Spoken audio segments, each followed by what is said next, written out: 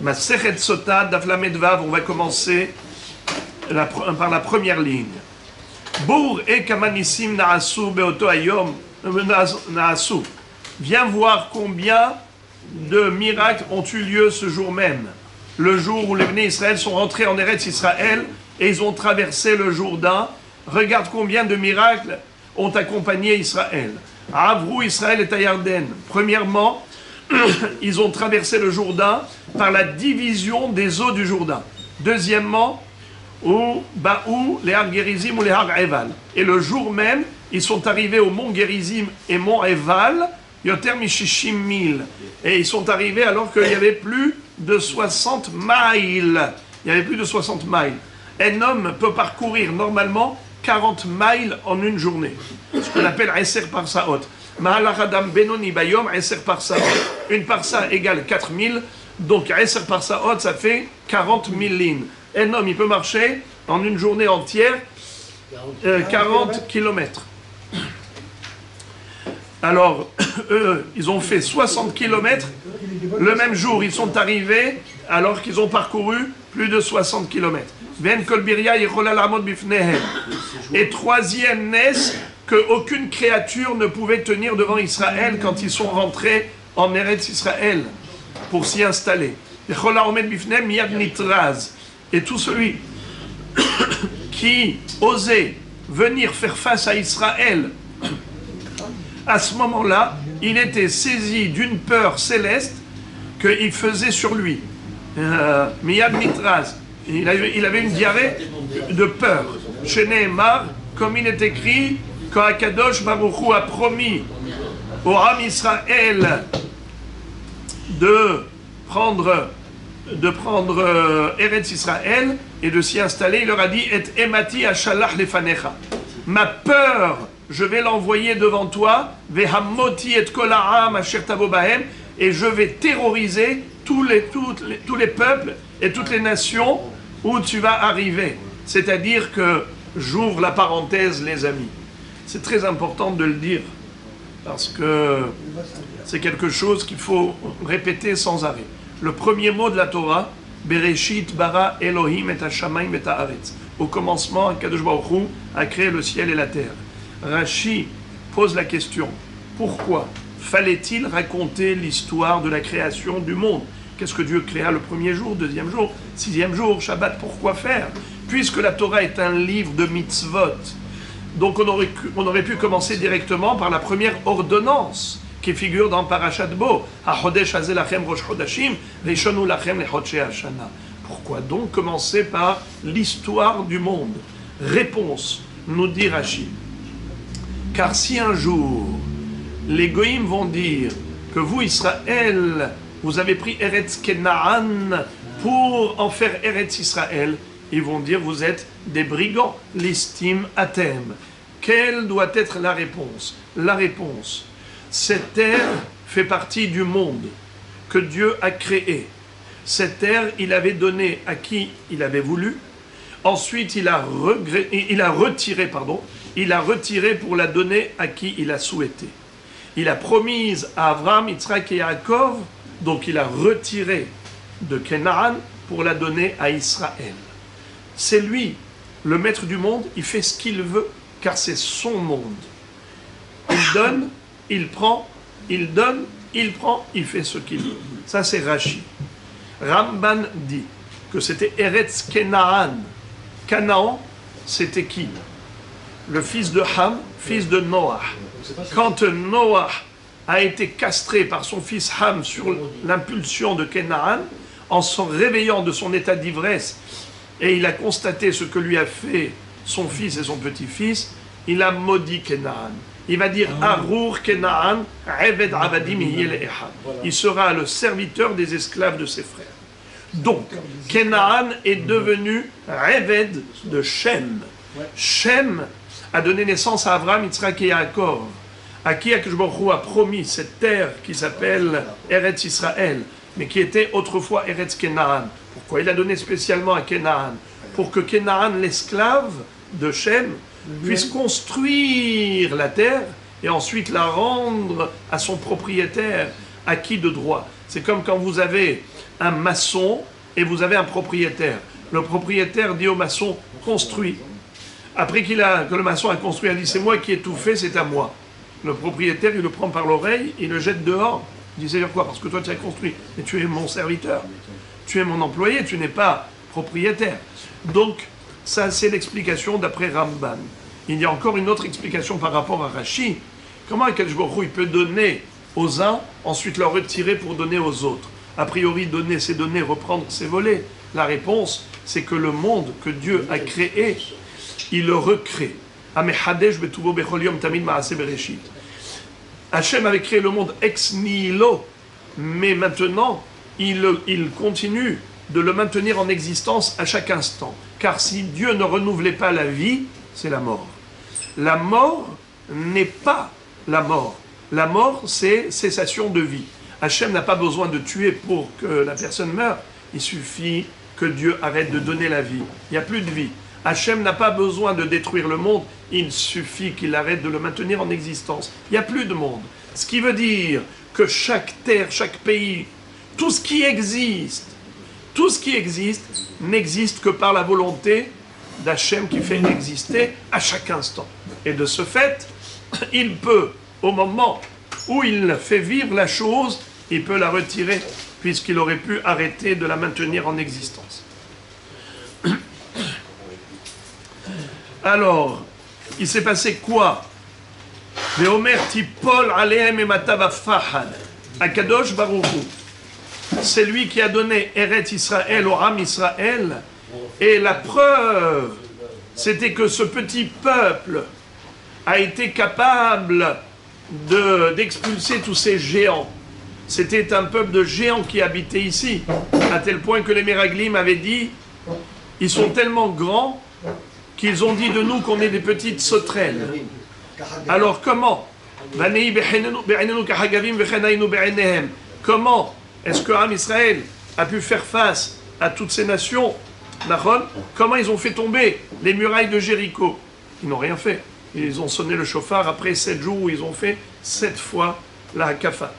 Chaque jour, ils ont fait une hakafa de Jéricho. Et après 7 jours, tada. Akadosh Baruch Hu dit, vous n'avez rien à craindre. Je vais terroriser les peuples qui seront en face de vous. Dès qu'ils vous verront, ils vont être saisis de peur. Tipol alehem et matavafahan. Bigdol zero achai demuka aven. Shamu amim irgazun hil ahaz yoshve pelagel. Az nivhalu alufe edom. Ele moav yohazemo ra'ad. Namogu kol yoshve chenaan. Alors, Rabotai, c'est ça ce qui se passe au moment où Am Israël est fidèle à Dieu. Et alors, puisqu'on a cité le Nes, l'énissime au pluriel, de l'entrée en Israël, la traversée du Jourdain par la division des eaux du Jourdain, et alors, comment ils sont parvenus au mont Gérizim et mont Eval le jour même, alors que c'était une très longue distance.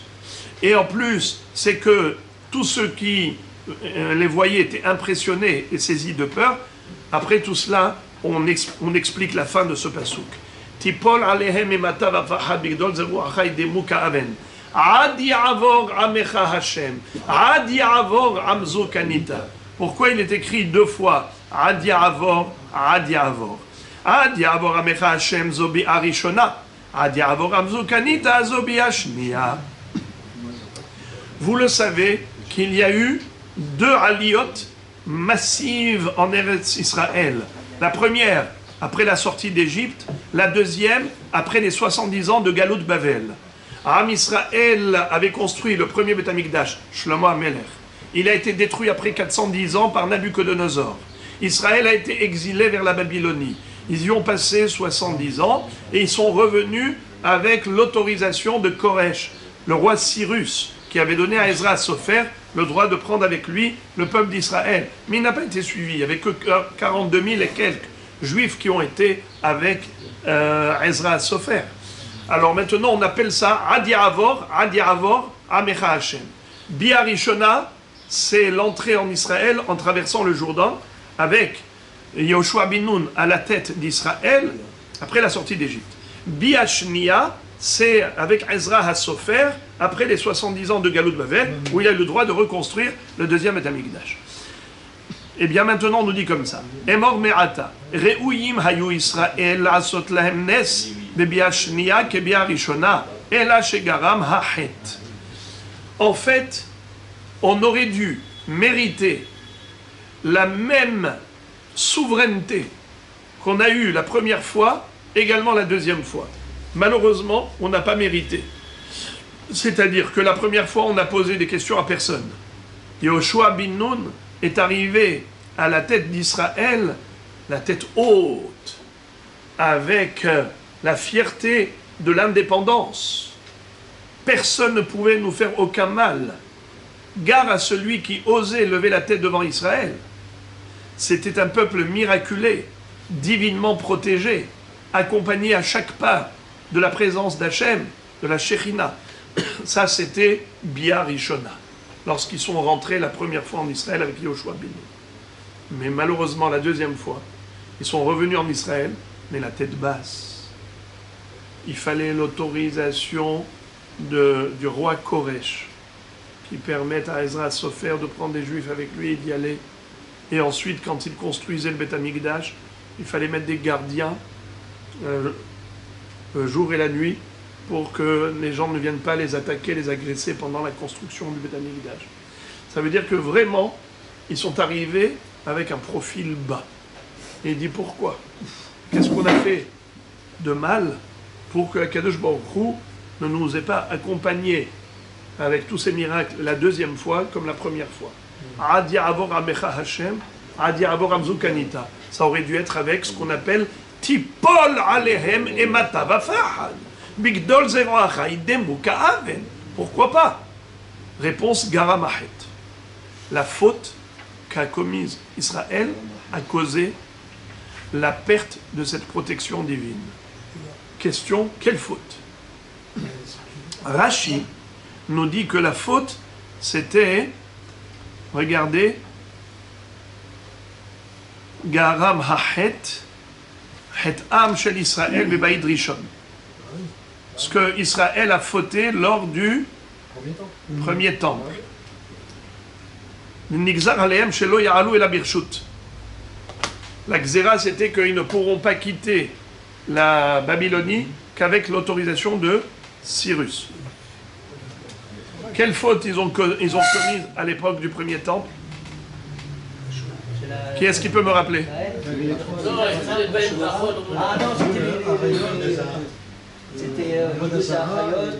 Bravo! Les trois avérotes les plus graves. Avodazara, Giloy Arayot ou Shfichut Damim. Le Maharsha a du mal à accepter ce pirouge de Rashi, parce que pourquoi est-ce que les derniers vont payer pour les premiers? Alors en fait, il dit que la faute, c'était quoi? C'est qu'ils n'ont pas fait leur aliyah.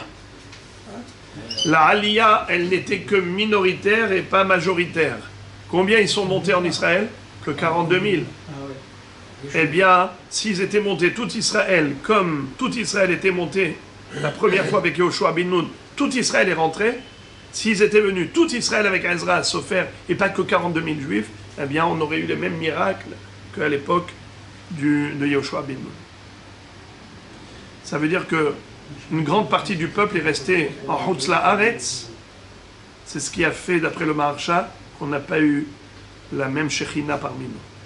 D'ailleurs, dans le deuxième Tamikdash, il n'y avait pas de Hashrat à Shekhinah. Il y a 5 éléments qui manquaient dans le deuxième Tamikdash par rapport au premier. Ensuite, la Gemara nous décrit ce qui s'est passé le jour de la traversée du Jourdain. Comme Yehoshua bin Nun leur avait dit de prélever du lit du Jourdain, au moment de la division du Jourdain, de prendre du sol 12 pierres, à part les 12 pierres qu'ils avaient érigées là-bas, 12 pierres à l'extérieur qu'on va amener au Gilgal. Ubanu et Amizbeach, et après ça, on va les amener au Har Eval, et après les ramener au Gilgal. Ubanu et Amizbeach Besadou Basid, et donc ils ont érigé cet autel qu'ils ont peint avec de la chaux, des Katvu Alem et Kol Divrei à Torah Beshivrim Lachon, et ils ont inscrit là-bas toute la Torah en 70 langues. Sheneemar Ba'er Etev. Ba'er Etev, c'est bien expliqué, bien traduit. Ve'elu olot ushlamim, ve'achlu ve'shatu ve'samchu. Et ils ont sacrifié sur l'autel à ce moment-là des holocaustes et des shlamim, ce qu'on appelle les sacrifices rémunérateurs, ve'achlu ve'shatu ve'samchu, et ils ont mangé des shlamim, et ils ont bu, et ils se sont réjouis, comme Akadosh Baruch Hu l'avait demandé. Ou berechu ve'killelu, et ils ont béni et ils ont maudit. Qui peut me traduire ces deux mots? Ou berechu ve'killelu, qui peut m'expliquer que ça veut dire ils ont béni et ils ont maudit?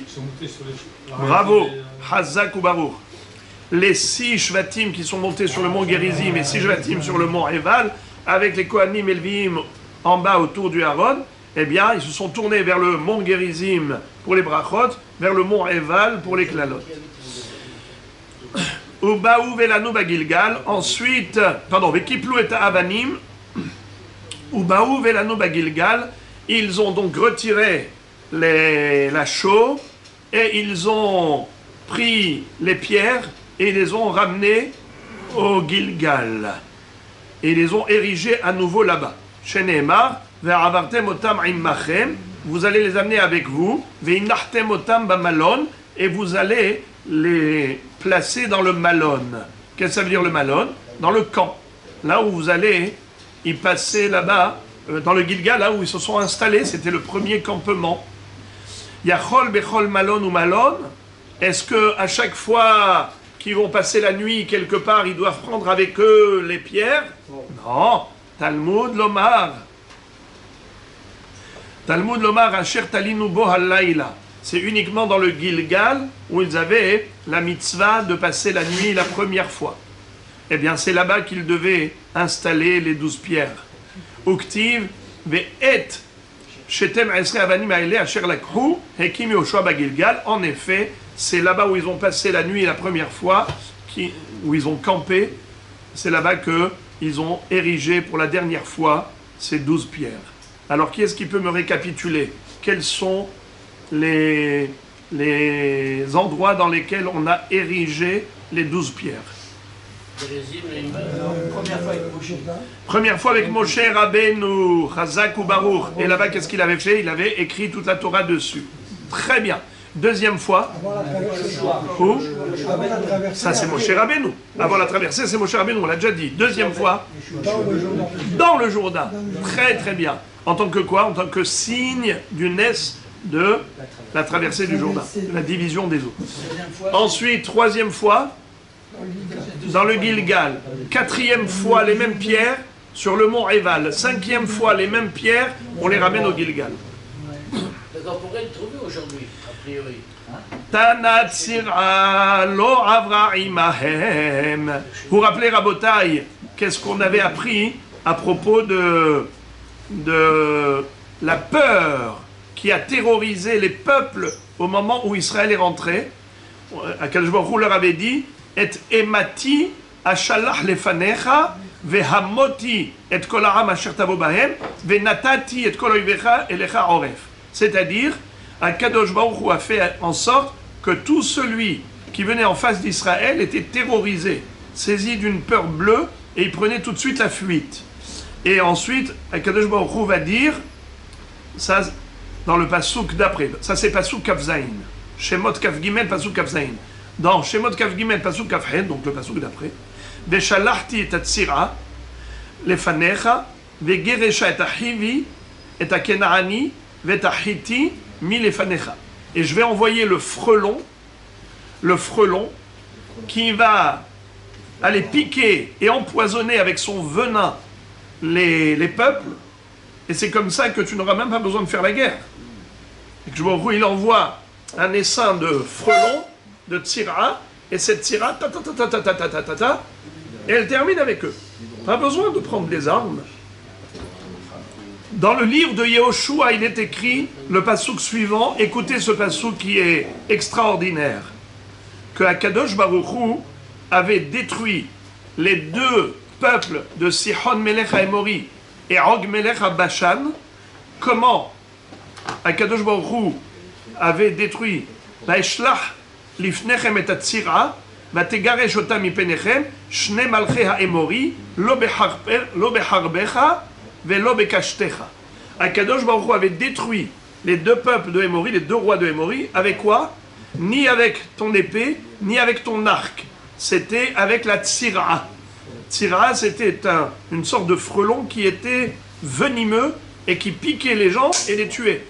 Alors, ça c'était une bracha extraordinaire. La question est de savoir, est-ce que cette même tsira, ce même frelon, a traversé le Jourdain? Alors, je vous pose la question. Est-ce que la tsira qui a tué les Malchei Hémori dans le Hever HaYarden les a accompagnés en Eretz Israël? Oui ou non, d'après vous? Alors, regardez ce qui est écrit. Tana tsira lo avra imahem. La tsira n'a pas traversé le Jourdain. Ça veut dire que la tsira qui a été envoyée dans le Hever HaYarden pour frapper les peuples de Hémori à l'époque de Moshe Rabbeinu, n'est-ce pas? Eh bien, ça n'a pas traversé le Jourdain. Alors, la Gemara pose la question, il dit Vélo, Véactive, Veshalachti et Atzira, Lefanecha Vegersha, et Achivi, et Akenaani, et Ahitim, et Lefanecha. Ça passe sous mes fourrages dans la Torah. Kadosh Baruch Hu va dire, je vais envoyer la Tsira devant toi pour renvoyer Hivi, Kenaani et Hiti.